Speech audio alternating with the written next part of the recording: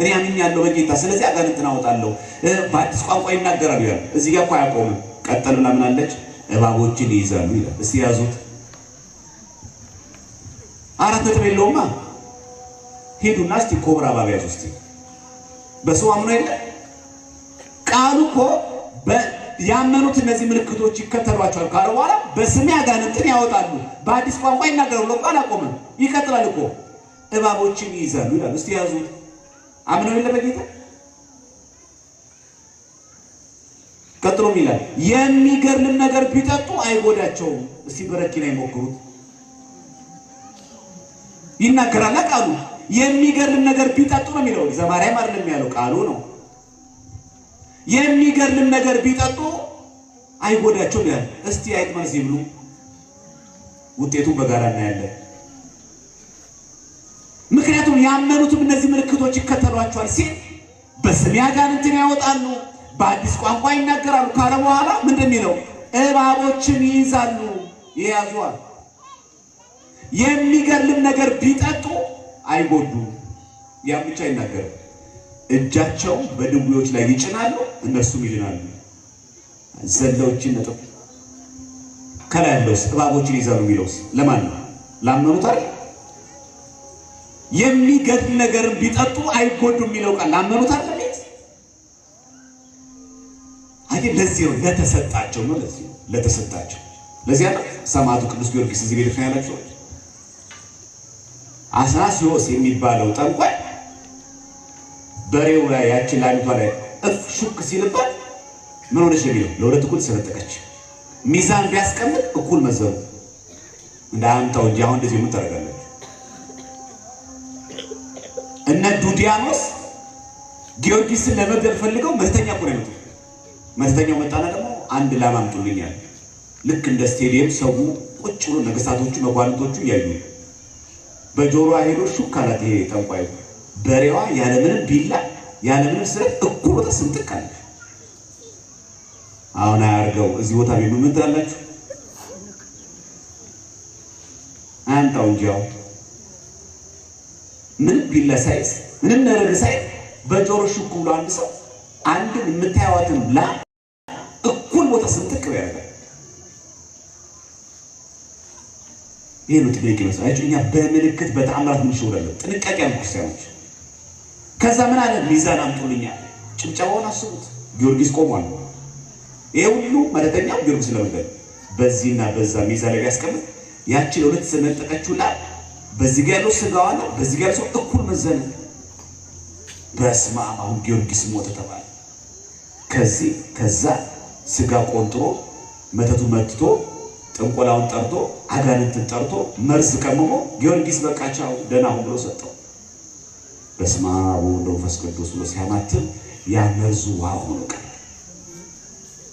እግዚአብሔር ስሙ የተመሰገነ ይሄ ነው አይደል አሁን ጥቅሱ ቃል በቃል ማን ፈጽሞ አገኘው ጊዮርጊስ አይደል የሚገርም ነገር ቢጠጡ አለገለ ጊዮርጊስ ይታይ የሚገርም ነገር ቢጠጡ አይጎዱም ጊዮርጊስ አርቆጥና አንደኛ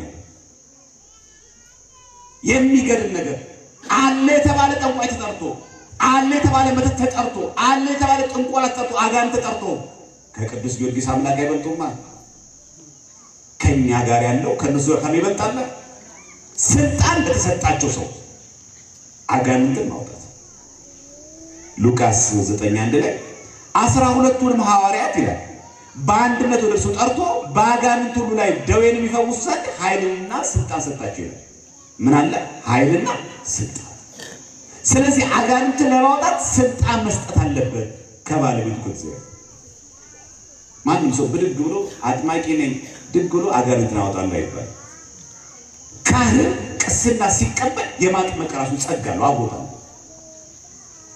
ማንኛውም ካህን ቄስ ከሆነ የማጥመቅ ጸጋ አለው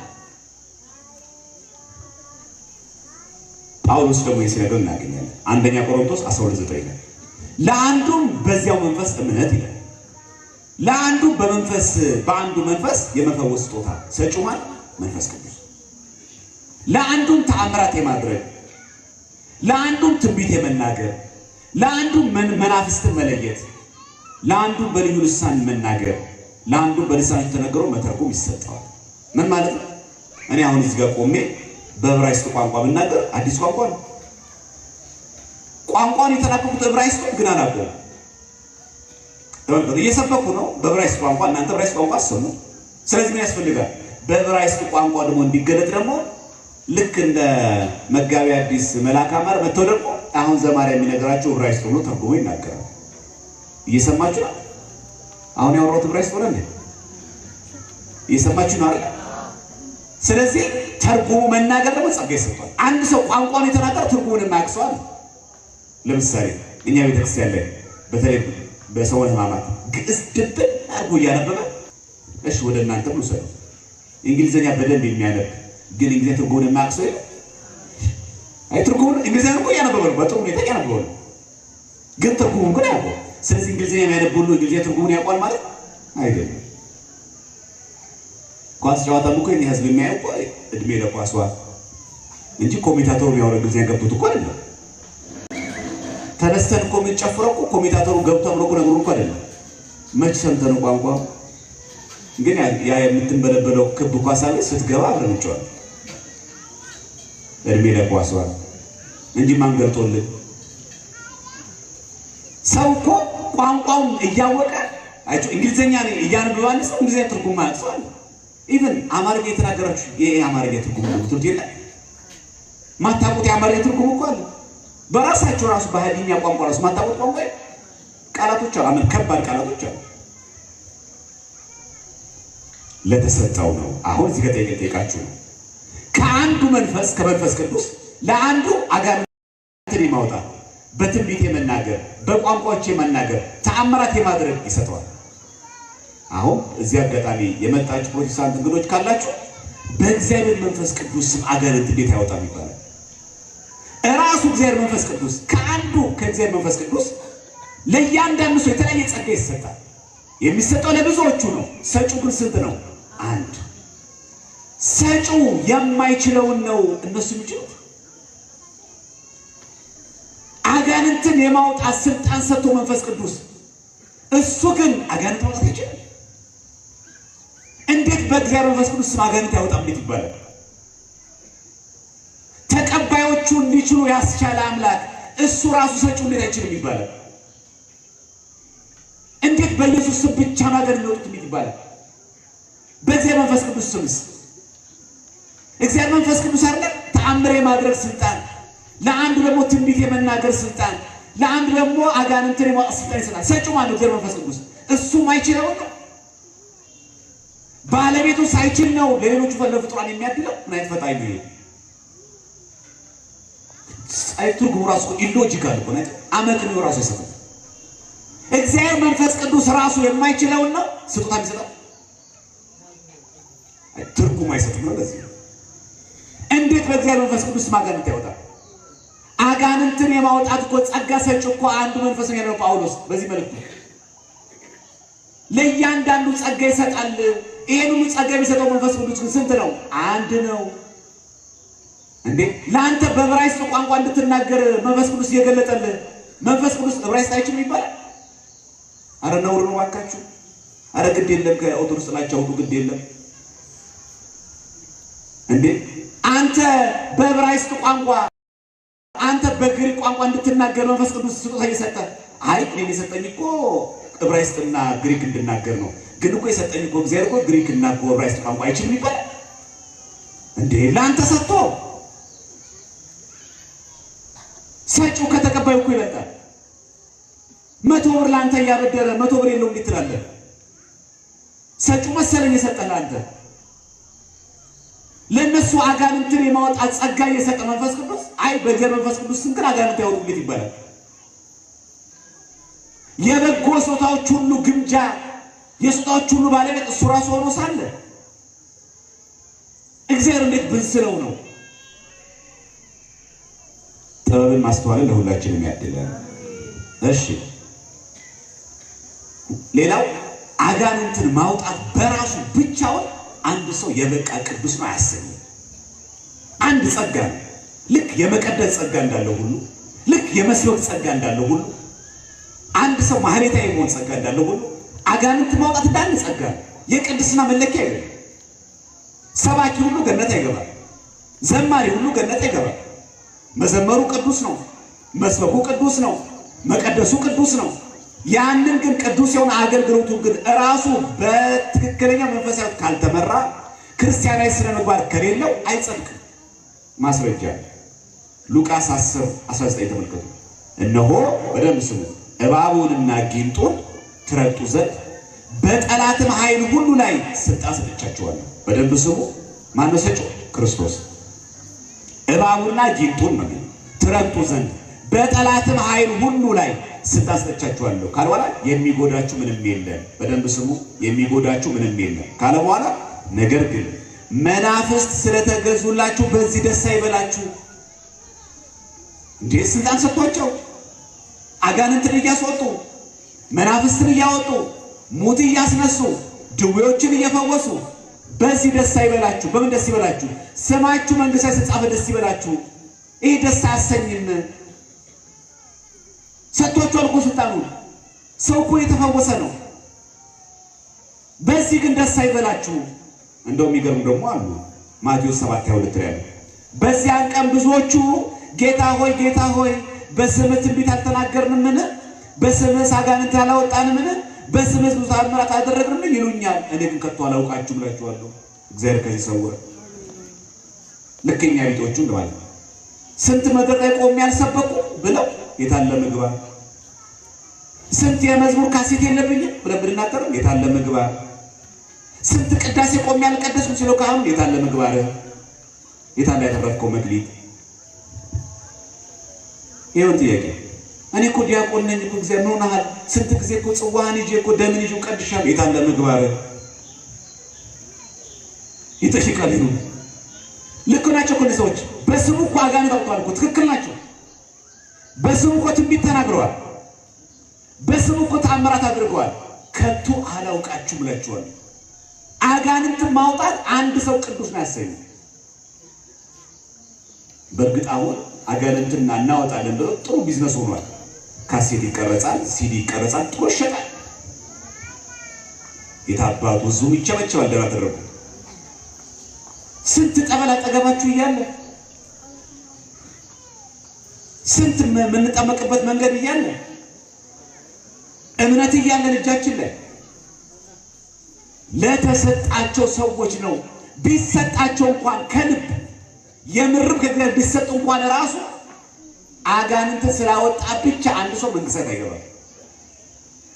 አጋንንትን አውጥቶ አንድ ሰው መልካም ስነ ምግባር ከሌለው የንስሐ ሕይወት ከሌለው ስጋው ደግሞ ካልተቀበለ ቅዱስ ካልሆነ መንግሥተ ሰማያት አይገባም። ልክ ሰባኪ ሆኖ አንድ እሱ ሙሉ ገነት አይገባም። ሰባኪነቱ ጥሩ ነው፣ አገልግሎቱ ጸጋው አለው። ያንን ጸጋ ግን ተጠቅሞ ራሱ መንፈሳዊ ፍሬ ካላፈራ ግን አይጸድቅም። እሺ ሌላው ደግሞ ቅድም ያደርግ ነበር። ማን ነው አድራጊ? እግዚአብሔር። የምናገኘው የሐዋርያት ሥራ 19:11-13 እግዚአብሔር በጳውሎስ እጅ የሚያስገርም ተአምር ያደርግ ነበር ካለ በኋላ ስለዚህ ከአካሉ ጨርቅ ወይም ልብስ ወደ ድውዮች ይወስዱ ነበረ፣ ደዌያቸውም ይለቃቸው ነበረ፣ ክፉዎችም መናፍስት ይወጡ ነበር። በጳውሎስ እጅ አጋንንት ይወጡ ነበር፣ በልብሱ ጨርቅ። በስላሴ ስም አጋንንት ይወጣሉ። አዎ አየ። ሁለተኛስ እግዚአብሔር ነው በጳውሎስ እጅ የሚያስገርም ተአምር የሚያደርገው። ምን ተደረገ? ከልብሱ ጨርቅ እየወሰዱ አካሉ እንኳን አይደለም ከአካሉ ጋር ያለውን ጨርቁ እጁ እንደዚህ ቦተው ያስነኩት አይደለም። እንደዚህ ግፍትር አድርገው እየዳሰሱትም አይደለም፣ እየዳበሱትም አይደለም። ከጳውሎስ ከልብሱ ጨርቅ ይወሰዳል። ሚዳን መጽሐፍ ቅዱስ ክፉዎች መናፍስት ይወጡ ነበር። ስለዚህ በቅዱሳን በልብሳቸው ጨርቅ አጋንንት ይወጣሉ። ደግሞ ከጨርቅ የባሰ ደግሞ አለ ጥላ። ሐዋርያት ሥራ 5:15 ስለዚህ ጴጥሮስ ሲያልፍ ጥላው ቢሆን ወይም ከነርሱ አንዱ ይጋርድ ዘንድ ድውዮቹ ወደ አደባባይ አውጥተው ምን ያደርጉ ነበር? በአልጋና በወሰክ ያኖሯቸው ነበር። ምን ሆነ? መጨረሻ ላይ ሁሉም ይፈወሱ ነበር ይላል የሐዋርያት ሥራ 5:15 ጥላ እኮ አካል አይደለም። ይሄ ደግሞ ከጨርቅ የሚባሰው ነው። ጨርቁ ቢሆን ልብሱን ነክቶታል፣ አካሉ ነክቶት ነበር ጨርቁ ይባላል ልብሱ። ይሄ እኮ እየፈወሰ ያለው የጴጥሮስ ጥላው ሁሉም ይፈወሱ ነበር ነው የሚለው መጽሐፍ ቅዱስ የሚናገረው። ይሄ ገድለ ጊዮርጊስ አይደለም፣ ገድለ አርሴማ አይደለም። ይሄ የሚናገረው መጽሐፍ ቅዱስ ከልብሱ ጨርቅ ወስደው ድውዮች ይፈወሱ ነበር። ይሄን ነው እንገጥለው ይሄ ከልብሱ ጨርቅ ነው። ከጨርቁም አልፎ ደግሞ ይሄ ደግሞ ጥላ የጴጥሮስ ጥላ መናገር ያስፈልገው በመንገዱ ብቻ ነው የሚሄደው። ጴጥሮስ ሲያልፍ በመንገዱ ጴጥሮስ የሚያልፍበት መንገድ ያያሉ። ከዛ የፀሐዩን ብርሃን ያያሉ። የጴጥሮስ ጥላ የነካው በሙሉ ይፈወሳል። ለሰው የማይቻል ለማን ይቻላል? እንኳን በጠበላቸው ማለት እንኳን እዚህ ቤተክርስቲያን ባለ ትቢያው አፈሩ ይቅርና በጥላ በማይቆም አካል ከሌለኮ ጥላ የለም። ጥላ ለመኖር የግድ አካል ያስፈልጋል። አካል ደግሞ ሲንቀሳቀስ ጥላ ማብሮ ይጠፋል። እንኳን ቋሚ እዚህ ቤት ያለው ትቢያው ጠበሉ ይቅርብ።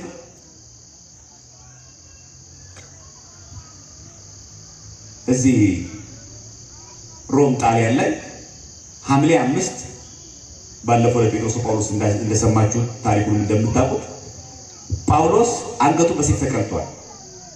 ጳውሎስ አንገቱን በሰይፍ ሲቀላ 3 ጊዜ ልክ እንደ ኳስ አንገቱ ነጥራለች ራሱ ማለት ነው። አንገቱ ሲቆጡ በሰይፍ ነው ኤክስኪዩቲቭ ነው የሚለው ማለት መቀላት ማለት ሲቀላ አንገቱ እቺ ራሱ የጳውሎስ ራስ 3 ጊዜ ነጠረች። ስሪ ፋውንቴን ኦፍ ፖል ሚል ጣሊያን ላይ የጳውሎስ 3ቱ ራሶቹ መሬት ላይ ልክ እንደ ኳስ ሲነጥሩ ጠበል ፈልቋል።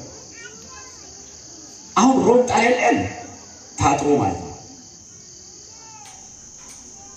3ቱም ቦታ ታጥሯል። 3ቱም ቦታ ላይ ጠበል ፈልቋል። አይደል? ቅዱሳን ይቀላሉ። ከነሱ ደም የሚፈልቀው ግን እነሱን የሚያጠፋ ሳይሆን በጠበላቸው ይፈውሳሉ። ታድለው እንዴት ሰው ማርና ወተት ያፈልቃል? ተቀልተው የደማቸው ግፍ እንኳን ሰዎችን አያጠፋም። የሚገርማችሁ ሮም ጣሊያን ዘመድ ያላችሁ ሰዎች ካላችሁ ጠይቁ። ታጥሮ 3ቱም ታጥረው ያ የነጠረበት ቦታ ላይ ጠበል ፈልቆ ዛሬ የሚፈወሰው ሰው ብዛቱ ይሄን ኢትዮጵያ ውስጥ ቢሆን ኖሮ ዝም ብሎ እናንተ መሪ ጌታ የሚሉ ይላል። እኛ ጋር አይደለም ክልሉ ያለው ሮም ጣሊያን ነው። ዘቼኖ ፔትሬን ፖል የሚባል አለ። ጴጥሮስና ጳውሎስ የታሰሩበት ሰንሰለቱ አጋንንት ያወጣ ነበር። ሰንሰለት የታሰሩበት ሰንሰለት ነው። ጴጥሮስና ጳውሎስ ኔሮን ቄሳር እየጎተ የወሰደበት ያ ሰንሰለት ዛሬ አጋንንትን ያወጣል።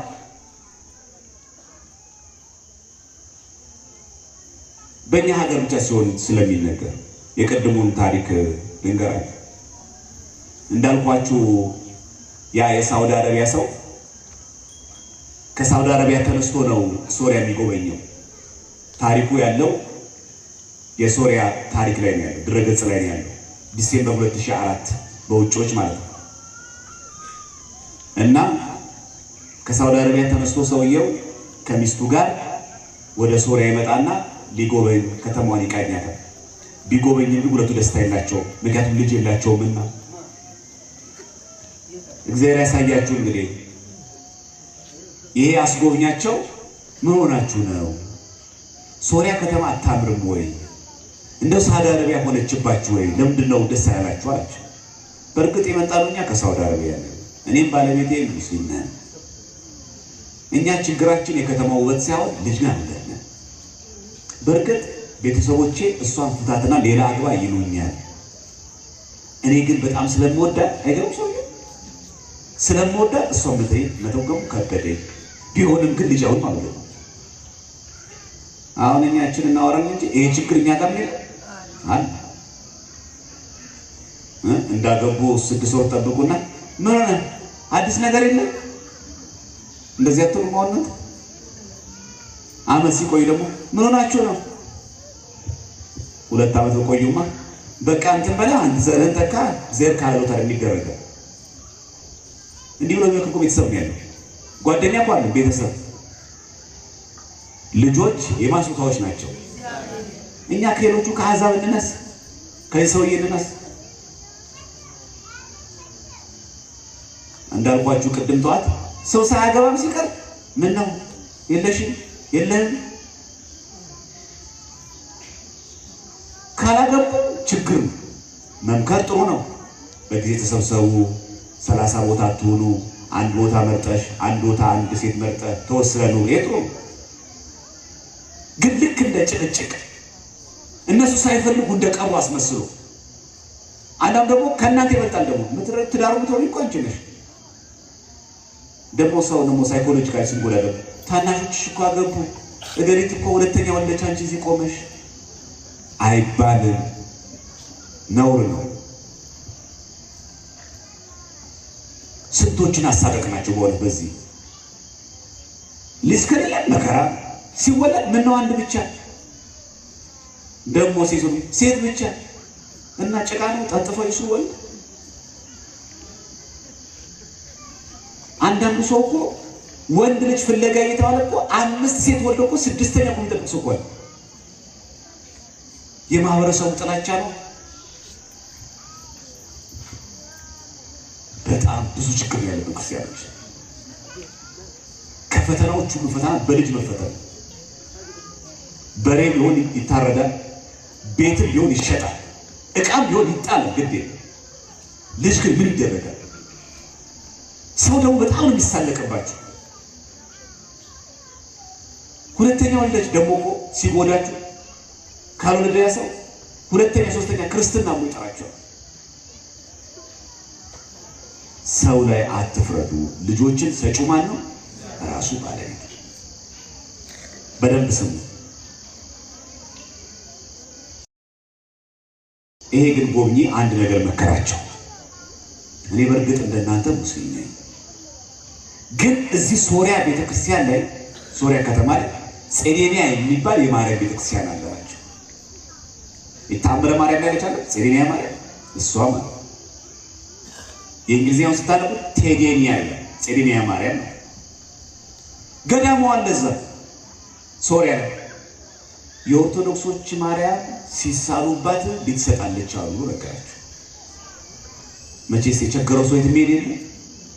በእምነት ሌላ ቤተ ሙስሊም ቢሆኑ ባልና ሚስት ያይዘው ጼዴንያ ቤተክርስቲያን ምን አለ ሰውዬ፣ እኔ እምነቴን ታውቂያለሽ ማርያም፣ እኔ ኦርቶዶክስ አይደለሁም፣ ግን የኦርቶዶክሶች ማርያም የምትሰሚ ከሆነ እኔም ወንድ ልጅ ከሰጠሽ በልጅ ከባረክሽ ላንቺ ለቤተ መቅደስሽ $20,000 ለጼዴንያ ቤተክርስቲያን ማሰሪያ ደግሞ $80,000 አጠቃላይ $100,000 እመጣለሁ። ተሳለ። የመጣው ሶሪያ ከተማ ሊጎበኝ ነው የመጣው። ሰውየው ባለ ሀብት ስለሆነ ወደ ከተማ ወደ ሀገሩ ወደ ሳውዲ አረቢያ ተመለሰ። በአመቱ ይሄ ሰውዬ ወንድ ልጅ ወለደ። ለእንግሊዝኛ በጣም ቅርብ የሆናችሁ ሰዎች ካላችሁ ዲሴምበር 2004 ብላችሁ ዘ ሚራክል ኦፍ ሜሪ ኢን ሲሪያ ስትሉ ይሄን የምነግራችሁ ታሪክ እንዳለ ነገር ተጽፎ ታገኛላችሁ። ይሄን እኛ ጋር ተጽፎ ቢሆን ኖሮ መከረኛው ደብተራ ላይ ነበር የሚሳበው። ይሄ ዝም ብሎ እናንተ ቄስ የቸከቸከው፣ ይሄ ዝም ብሎ እናንተ ደብተራ የጻፈው። ደግነቱ ኢትዮጵያ ውስጥም አይደለም፣ አይዟችሁ። ጸሐፊውም አረብ ነው፣ ሰውየውም ሳውዲ አረቢያ ነው። እኛ ጋር በድንበር የማይዋሰንም፣ አይዟችሁ። አማርኛም አይችሉም፣ አይዟችሁ።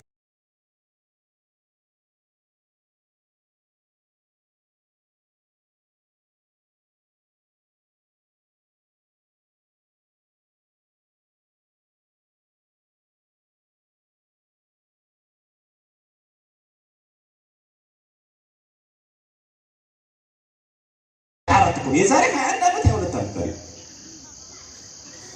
እኛ ተወልደን እኮ የተተከወነ ታሪክ ነው። ስለቱን ሊያስገባ መጣ። ደወለት ለዛ ሰው፣ አንተ ያስጎበኛን ሰው ባለውለታችን ነህ።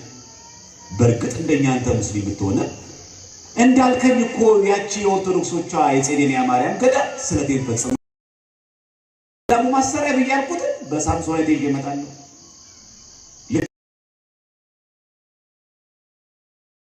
ሙስሊም ያ የጠቆመው ሰውዬ እኮ ሂድ ገዳም ያለው ሰው እኮ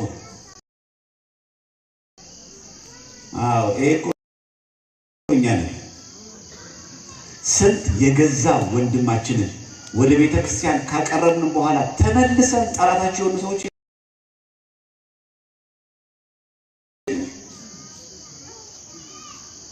ሰው የሌላ የተመሰሉ እንደኛ እኮ አይደለም። ስለዚህ ማለት ያለብን እኛ የብዙ ወንድሞች እህቶች ቀርበውን የውስጣቸውን ገመና ካወቅን በኋላ አሳልፈን ላሰጣናቸው ሰውየው መጣ ሀገር ሰላም ነው ብሎ ከሳውዲ አረቢያ ወደ ሶሪያ $100,000 ይዞ ያ ሰውዬ ያስጎብኘው ቱር የሚያስጎበኘው 3 ሌሎች ገዳዮችን አዘጋጅቶላችሁ ልክ ኤርፖርት ሲገባ አገር ሰላም ነው ብሎ ሲወር አስገባው መኪና ውስጥ ብሩን ተቀበለ። ያው ልክ ኤርፖርት ደርሶ ራይዶች አሉ እንደዛ አስገቡትና በረሃ ውስጥ አንገቱን እጁን እግሩን ቆጥጠጥ አድርገው ቅርጫት አድርገው ከመኪና ኋላ አስቀምጡ። ይሄ ሁሉ ድብድብ $100,000 ለመውሰድ ሚስት ምን ትሆን ባሌ ይመጣል ብላ ሐራሲና ሳውዲ አረቢያ የተቀመጠች ሚስት ምን ትሆን አንገቱን ቆርጠውታል። ይሄ እጁ የለ ይሄ እጅ የለ ሁለቱ እግር የለ ልክ ቅርጫት አድርገውት ከመኪና ኋላ ውስጥ ከፍተው ከተውታል። ከዛ በፈጣን መንገድ ግኛ ሀገር ሃይዌይ እንዳለው በፈጣን መንገድ እየነዱ ይሄዳሉ። ለምን ትልቅ ዴዘርት በረሃ ላይ ወርውረው እነሱ ብሩ ሊካፈሉ በፈጣን መንገድ በሃይዌይ ሲሄዱ መኪናዋ ቀጥ ብላ ቆመች። ማርያም ፍሬን ከያዘች ማን ይንቀሳቀሳል? ማንም እኮ አይንቀሳቀስም። ሞተሩ ምንም አልሆነም፣ ነዳጅም አላለቀም፣ ጎማም አልተነፈሰም፣ ፍሬሲዮንም አልተበላሸም። ቀጥ ያለ ምን ቢባል መኪናው ይንቀሳቀሱ። ከዛ ሌላው እንግዲህ ሃይዌይ ስትሆን አንድ ብቻ ሌላ መኪና ሌላው ሲሄድ አንድ ሰው ያቆመ መኪናው መሆናችሁ አላችሁ። አይ ምንም አልሆነም ይሄዳሉ። ስራቸውን ያውቃሉ። ሳያቸው መኪናውን ይፈታሉ፣ ጎንበስ ይላሉ፣ ጎማው ቼክ ምንም ቢሆን አልንቀሳቀስም ማለት ያ የና ሰውየው ምን ሆናችሁ ነው ምን ላቀብላችሁ ብሎ ምናምን አይ ሂድ አንፈልግም ማለት ጎንበስ ብሎ ሲመለከት ከመኪናዋ ስር ደም ይንጠባጠባል። ጠረጠርና ለፖሊስ ደወለ። ይሄን አሁን የምነግራችሁ ዲሴምበር 2004 ብላችሁ የማርያም ተአምር ሲሪያ ላይ ያለው ነገር የዛሬ 2 ዓመት ፖሊስ መጣ። የዛን ጊዜ የተገኘው ጋዜጠኛ CNN ነበር። አሁን የምነግራችሁ ታሪክ በሶሪያ ጋዜጣ፣ በሶሪያ ቴሌቪዥን፣ በሶሪያ መጽሔቶች የተሰራጩ ናቸው። ሲከፈት ያ አንገቱ የተቆረጠው ያ እጁ የተቆረጠው ያ እግሩ የተቆረጠው ሰውዬ ልክ አዲስ ሰርጀሪ እየተሰራ ተገጣጥሞ አይኑ ቁልጭ ቁጭ በመኪና ውስጥ ማለት ነው። የሚገርማችሁ ይሄ አይደለም። ይሄ ሲፈጸም እነዛ 3ቱ ገዳዮች የገደሉት ሰው ቁጭ ብሎ ምን ይመስላችኋል? ፌንት ሰርተው ወደቁ። ማርያም ቢሆን ታረጋ እጅህን ቆርጠው ከስራ ገበታ ከምን ሲያስጎድሉ ያ የቆረጠን ሰው አንተ ሳትቆርጠው በቁሙ ፌንት አስራ ትጥለዋለች። ገድላው እኮ አይደለም በቁሙ እነሱ አንተን ቆርጠው ነው ከትፈው ገለው ነው። ዘሚራክሉፍ ሜሪኮ ለዚህ እኮ ነው አልቦ ጸሎት ወአልቦ ትባሌ እመቤቴ ማርያም ዘያርግሏል። እመቤቴ ሆይ ያላንቺ ጸሎት ያላንቺ ልመና ወደ ላይ የሚያደርግ የለም። ምን ማለት ነው? ሁሌ ወደ እግዚአብሔር በተማጸንን ቁጥር ድንግል ማርያም እርዳቸው አግዘች ትላለች። እኛ ያለ ድንግል ማርያም አማላጅ አልማድን የሚለውን ቃል የምንረዳው በዚያ አግባብ ነው። ማናቸውም ሰው እግዚአብሔር ማርያም ብለህ ስትጸልይ በደንብ አድርጋ የተቆራረጠ የተከታተፈ ሰው አይሆንም የተባለ የተቆራረጠውን ቀጥ አድርጋ ታቆማለች። ሰዎች ወደቁ፣ ተጠየቁ፣ ምን ተባሉ? እኛን የቆረጥነው አንገቱን በትክክል ለይተነዋል ከሰውነቱ። እጁ የተቆረጠው የሚገርማችሁ ዙሪያው ይሄ እግሩ ከታፋው ጋር ሙሉ ዙሪያ ሙሉ የተሰፋ ነው። ይሄ አንገት ሙሉ ስታ ሙሉ የተሰፋ ነው። ቀጥ ብሎ ቆሞ ሚስት ስታይ ያ የተቆረጠው ሰውዬ እዚህ ጋር አዲስ ሰው የተሰራበታል። ሰውዬ የተራመደ ነው። ህመም ግን የለውም። የእመቤታችን ሰርጀሪ ህመም የለውማ። ፋሻ አይታሰርለትማ። ቀጥ አድርጎ የሚያቆም ነዋ።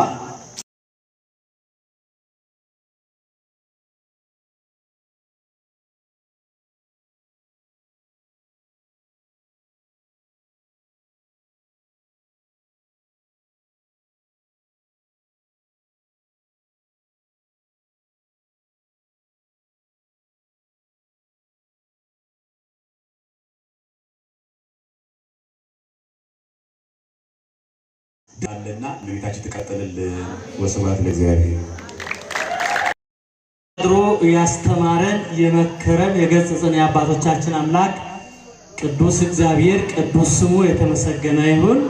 ለመምህራችን ቃለ ሕይወት ያሰማልን፣ ቃለ ሕይወትን ያሰማልን፣ ቃለ ሕይወትን ያሰማልን። ረጅም ዕድሜ ከሙሉ ጤንነት ጋር ሰጥቶ ቤተክርስቲያንን እያገለገሉ የሚኖሩበትን